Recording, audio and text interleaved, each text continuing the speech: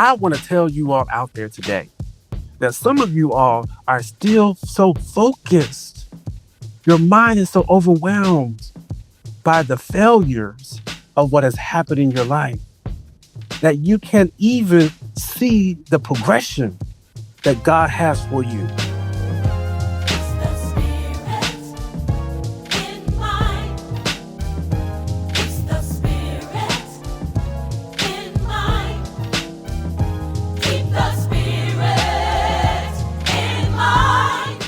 Well, good afternoon, everyone. It is a great pleasure to be with you here on Spirit and Mind.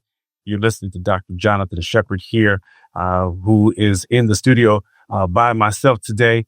Bishop C. Guy Robinson's out there doing his thing as he pastors and as he is a wonderful workshop leader and clinician. And I'm just glad to be with you again on this Saturday afternoon.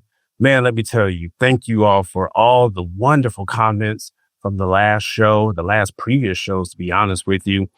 We enjoy being here with you in spirit and mind. These 30 minutes that we're here with you literally change our lives and hopefully will change your life. We have been in some deep discussions and we want to make sure that you are doing well. There's so much going on in our world today that literally you need to have check-ins. And that is what this show is all about.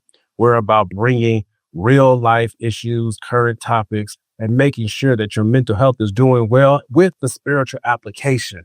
Isn't that wonderful? And so with that today, we want to always check in and make sure that you know how to be able to reach out to us. You can reach out to me, drjonathanshepherd.com. That's my website. You can go there if you're in need of some direct care services in the DMV area. That's right, District of Columbia or Maryland. I can connect you with those services, children, adolescents, adults, even geriatric population. All of us need help at this time. So if you're in need of those services, come on and reach out to me. Again, go to my website, drjonathanshepherd.com, or you can go and check out Bishop C. Guy Robinson, as he is the pastor of the Tabernacle Church over there at 2100 West Baltimore. That's the west side of Baltimore. And you can go and check him out on Sundays or even midweek, or you can even go on Amazon and get his books, Critical Collaboration. And I'll guarantee you will enjoy it because as you read it, it will allow you to see the interconnection between faith and mental health. And so thank you all. Man, I tell you, all are already hitting me up on social media. Thank you, Marilyn Hitton Brown. Thank you, Juanita Henderson. Thank you, Cynthia Hackshaw. I'm so appreciative that so many of you all are joining in right now. So we're going to get ready to go into our topic. And we've been talking about transitions. And I know some of you all have been like, man, is it really that much when it comes to transitions? Absolutely it is, because we find ourselves in transitions literally every day. And if we don't know how to handle our transitions, it can be something terrifying. It can be something that can lead us in the wrong direction. So transitions. Now, one of the things that we've been talking about with transitions are the various zones that happen as you go through life. And those three zones are the familiar zone, the unfamiliar zone, and the growth zone. I'll say those again. The familiar zone, the unfamiliar zone, and the growth zone. And these are things that we find ourselves in as we go through the journey of life. Now, what I did this morning, even as I was preparing, I looked up the word zone, and it was so interesting as I looked at the definition of zone, because it talks about zones being a section of an area or territory created for a particular purpose. I'll say it again. A zone is a section of an area or territory that's created for a particular purpose. So there are specific zones in our lives. There are specific zones in our counties, speed zone, right? So when there's a speed zone, you have to make sure that you are watching your speed in that zone. I don't know if anyone's ever gone through a school zone. You don't go through a school zone at 60 miles per hour. I hope not. They have that zone there because it has a specific purpose to make sure that our children and parents and families arrive safely into the school building and they don't want anybody driving through. So when you go through a zone, it's for a specific period of time to achieve a purpose. I hope you're hearing me on this. So when you have a zone or you're going through a zone in your life, it is to make sure that you're getting a particular lesson that God wants you to have. And so I thought about that today. I said, as you go through the various zones, the familiar zone, the unfamiliar zone, and the growth zone, there are lessons that are being learned in all three of those zones. And one of the interesting things about zones is that you could have multiple zones going on at the same time. Isn't that something? You don't have to just be in the familiar zone and be out of the growth zone or be out of the unfamiliar zone. So what I want to challenge you all today, and thank you, Mother Hattie Cobb is out there, such a great supporter. What I want to challenge you all is that look at the zones in which you're in, but also realize that zones are not just silos. There are times when you are in a zone and you will find yourself in a familiar situation, but also in an unfamiliar situation where you might find yourself growing at the same time. Wow. Let me think about this. Failure does not hold up the next lesson of our lives. I'll say that again. When we fail, it does not necessarily hold up the zone or the lesson that we're supposed to learn in that zone, and doesn't necessarily impede our progress from moving forward into another zone. I'm going to say that again and give an example with that. Multiple zones can occur at the same time, and that failure does not hold up that next lesson all the time, which is why we have so many people who will get overwhelmed by life's transitions. Let me give you an example. Again, I like to be vulnerable. So when I was in my third year of medical school, I failed my shelf exam for surgery. So in medical school, you have to go through rotations. There are 8 primary rotations that you go through, and there is a shelf exam that is associated with each rotation. And for some reason, surgery, well, I won't say for some reason, I know why, because I was waking up at 3:30 in the morning to be at the hospital at 5 a.m. to start work, and didn't get home till about 8 p.m. that night. So literally, I was working all that time, even as a medical student. And by the time I got home, I still had to study for that exam.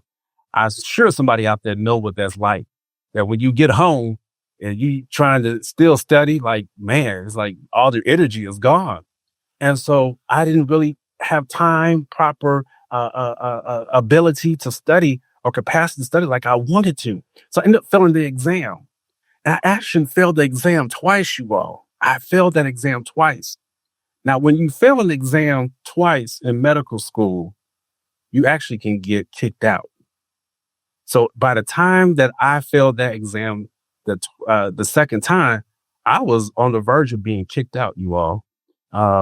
It was not easy. It was not easy. And when I knew I had to take the rotation all over again, because when you fail the test twice, you literally have to take all 8 weeks all over again. Wow. And so as I was going through that time, I had to go to another hospital, take that rotation all over again. But here's my point. I was in my third year, and my fourth year of medical school is about to start, where I start applying for residencies. Now, I couldn't tell the people at the other places where I was applying for residency, hold up, let me finish my surgery rotation so I can concentrate on applying or concentrate on passing this surgery exam and still be able to apply for what was going to happen once I graduated from medical school. I hope you all caught that. I could not hold up the progress of me moving forward to move beyond medical school just because I had failed the test twice. So I found myself in a zone that crossed over. I found myself in a zone where I had to experience some failures, but I also was trying to grow too at the same time. And man, I tell you, it was a hard place to be at, because as I'm looking at the people who are rotating through the surgery rotation that I had to repeat, there were people who were a year behind me, and they were looking at me like, well, why is he in here? Like, why, what did he do wrong? I don't know if anybody's been like that. I tell you, when you're in transition, people will look at you, people will stare at you, people will be like, well, what did they do wrong? Or what's going on with them? Or, why are they not able to achieve this? Man, I know what that's like. I know I feel you out there because that's not a good feeling. But at the same time, as I was studying, I still had to get my applications out because I believed that I was going to pass my exam. And yes, I did. But if I had not taken the time to still apply for the residency programs that were coming after I graduated from medical school and just focus in on the failure, I would not have had any place to go after I had completed or passed the exam. I want to tell you all out there today that some of you all are still so focused. Your mind is so overwhelmed by the failures of what has happened in your life that you can't even see the progression that God has for you. I get it. I've been there. All right. And even find myself there at times again. Because that's the interesting thing about transitions and these zones, that these zones are cyclical. They're not linear. They're cyclical. And you'll find yourself almost like in the stages of grief, bouncing back and forth, back and forth. You'll find yourself in a familiar zone, and then you'll stay familiar for about 3 or 4 months, and then it becomes unfamiliar again because it's time for you to move on. It's time for you to progress. And so I could not just sit there and wallow when I had to take that exam for the third time.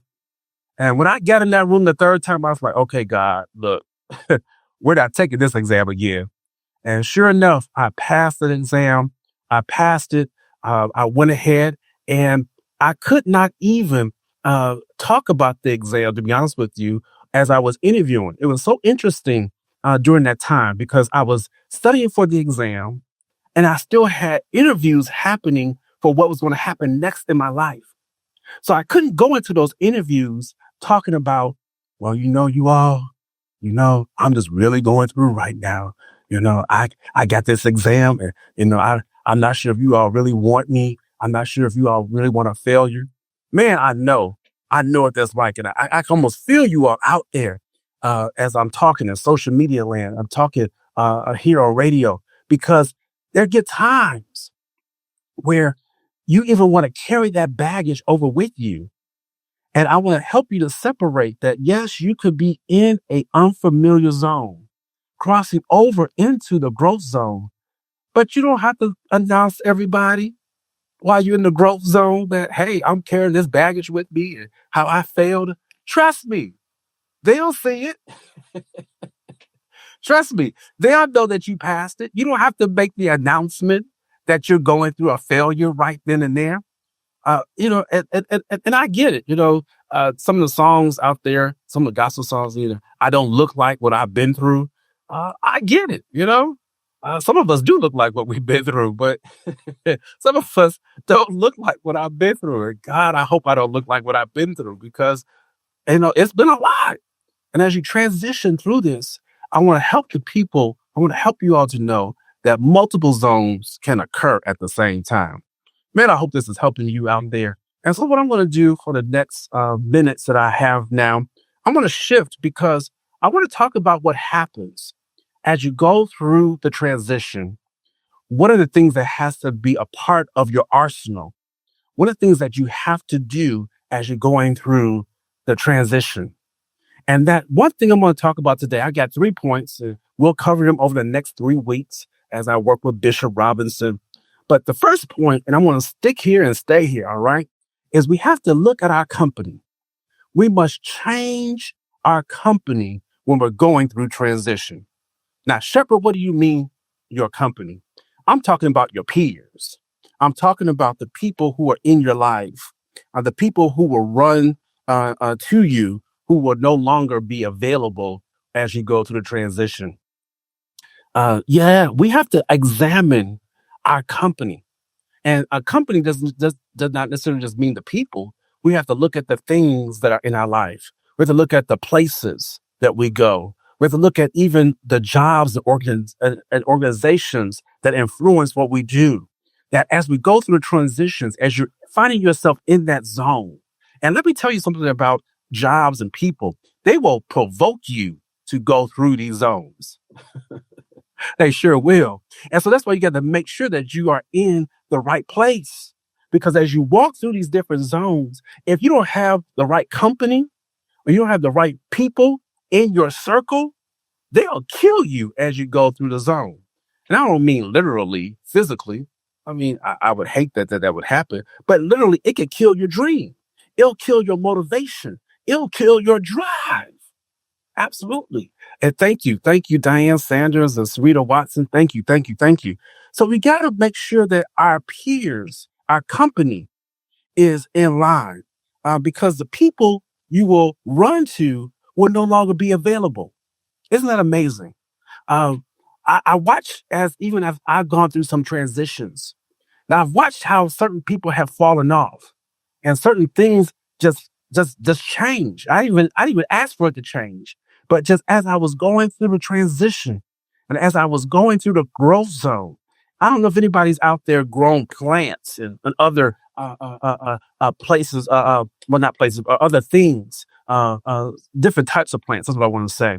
And as you watch those leaves grow and sprout up, you see how they change. You see how they drop off the different leaves as they grow and they sprout up. So what happens as you grow, your company will change. If your company continues to help you to produce the same results, it's something that you need to check out and say, hey, I don't know if this company is who should be with me. If your company is producing the same results as you and there's no elevation present, I would check that company out. Somebody said something to me recently. It said, elevation is contagious.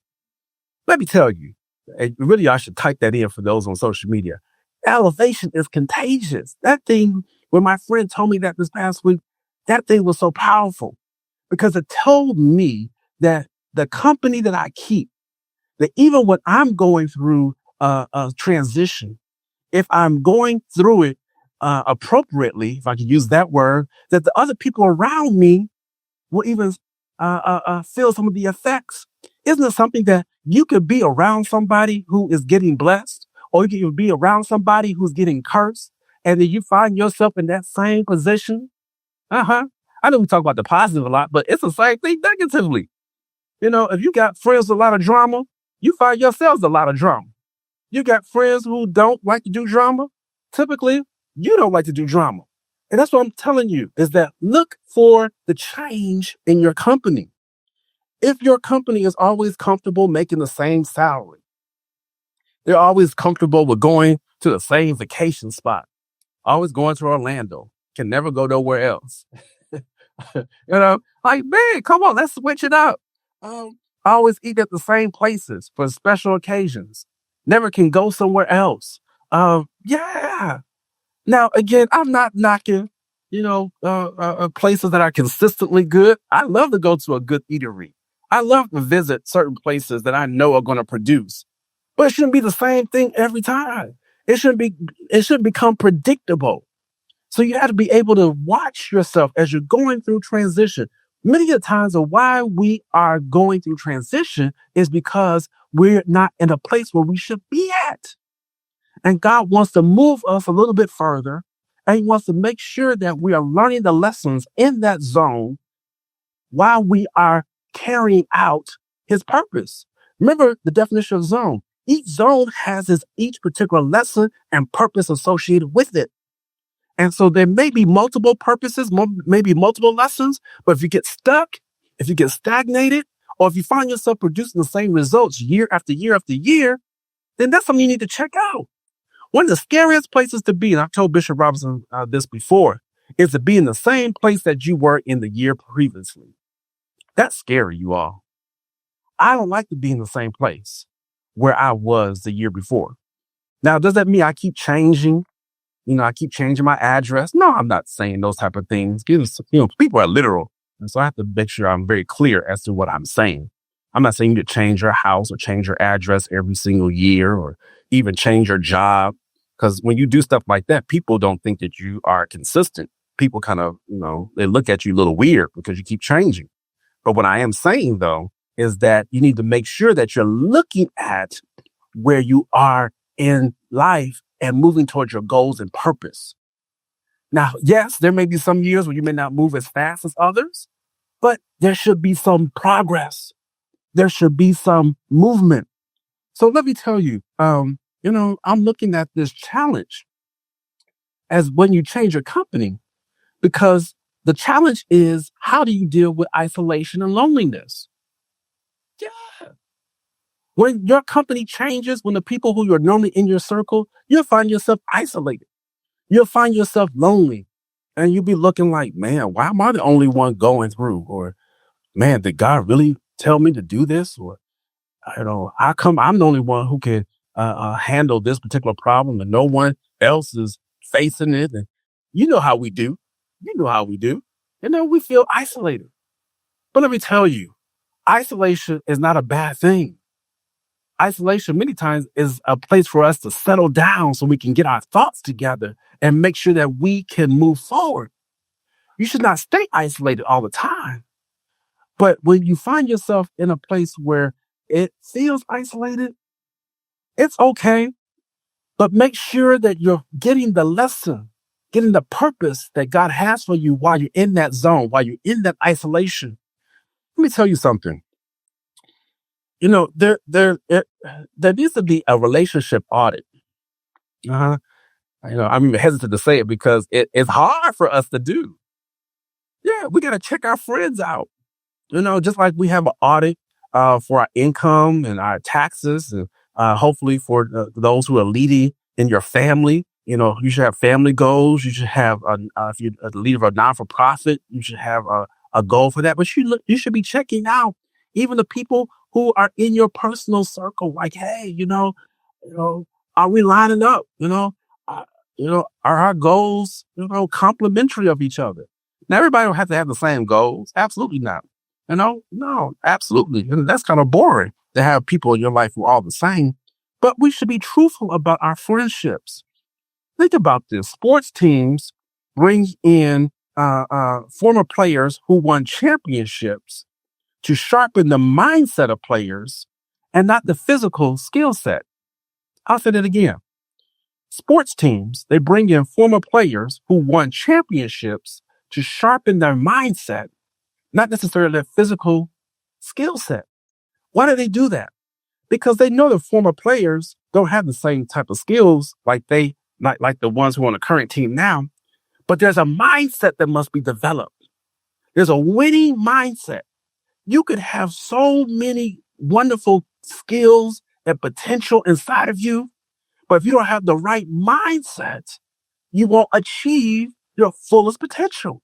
And that's why we stress this on this program. That's why the two marry so well together, faith and mental health, because faith is real.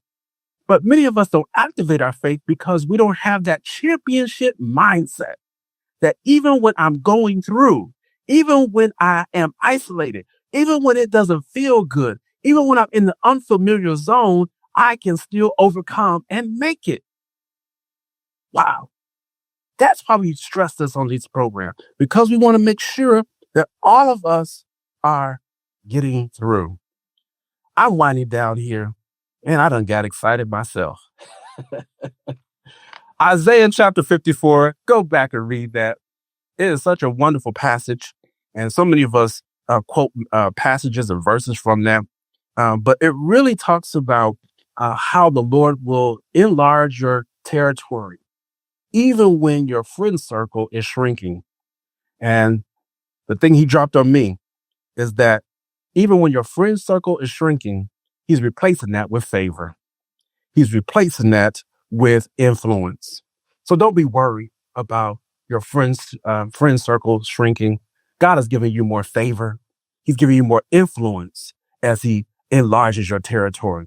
Let me tell you, transitions, this has been a powerful series. Go back and listen. Go back and make sure you listen. Family, we love you. Bishop Robinson will be back with me in the studio next week. I tell you, we're going to continue to deal with these transitions as we want to make sure that people are moving through life and making sure that their purpose are being achieved. Reach out to us, drjonathanshepard.com, in need of direct care services. Reach out to Bishop Seagal Robinson, CGR Ministries. You can go to his YouTube or Facebook page, even IG, and we'd love to be able to communicate with you all. Thank you for all the love today. I really appreciate it as I was holding it down today. And we'll look forward to see you next week on Spirit in Mind.